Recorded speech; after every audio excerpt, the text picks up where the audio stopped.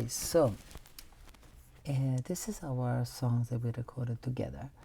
I already done some editings, but I wanted to make sure that you know step by step what you need to do when you approach the recordings that you just done.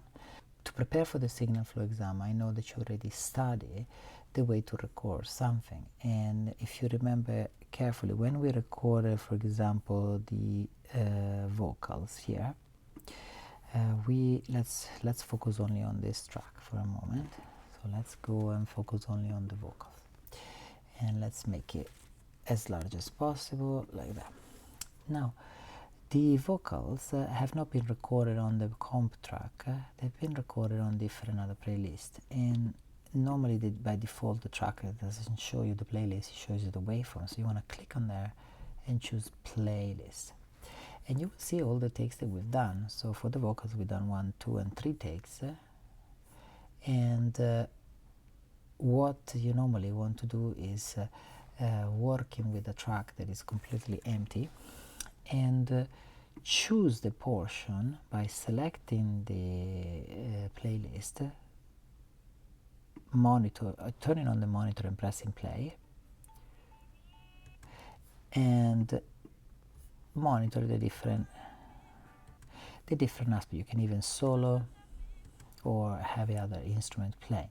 So once you are satisfied with that particular part, you just push it up with the arrow. So this allows you to create a comp track, as I did in this area. Once you have chosen all the bits and pieces, you don't need to be in playlist view anymore. You can go back to the waveform, and now you can start editing a little bit better all the areas that are needed. So for example, you don't want any file before the singing. When you do this type of work, maybe you don't need the grid anymore, and you want to, maybe you can leave the grid there, but you want to work in sleep mode, which allows you to go kind of smoother at the very precisely beginning of a sound file. What is necessary? You need to add fades, and so this you need to know. In Pro Tools we have these 3 tools bar here that you can select individual or all together by clicking on the bar there. If you press the escape key, it will go through all of them in a cycle. And these tools, if you select them all together, you will see that up here I can have a fade. In the middle I have a trim, which allows me to trim the file.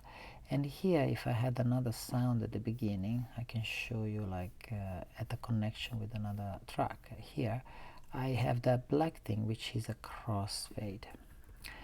In general, when you do your editing, you cut it nicely at the beginning of a word, at the beginning of a phrase, then your clip needs to be adjusted with fade here and there. The fastest way is to select it and press F, and after I press F I can zoom in and demonstrate to you that it actually created a fade. So if I do Command Z, I do it again, I press F, you see the fade there. And the default settings is by double clicking on the fade are these ones. So for the fade in and fade out and for the crossfade you have different settings. If you don't know what you're doing, it's better you don't touch all these things, but definitely, just so you know, the fades by default is 10 milliseconds as a start, the one that you do automatically by pressing F. You can also do Command F to open the window or double clicking on a fade. These fades have to be done, so every time you have a cut in a clip you need to do a fades there and then a fade here, and basically you need to select them all and press F so that you do fades throughout the whole thing. You can always undo, you can always go there and change it manually. So if you, for example, you don't like this one, you can select it here. You need to zoom in quite a bit, but then you can always delete. Okay, so that's the important thing. If you don't do the fades in high professional speakers like the one of the studio, you will hear a click, and you don't want to have click in your production. So that's the main thing that I wanted to tell you, so that you have a better understanding of the playlist and why it's useful, and how to use the tools to trim edit, applying fades and crossfades. Yeah, that's it.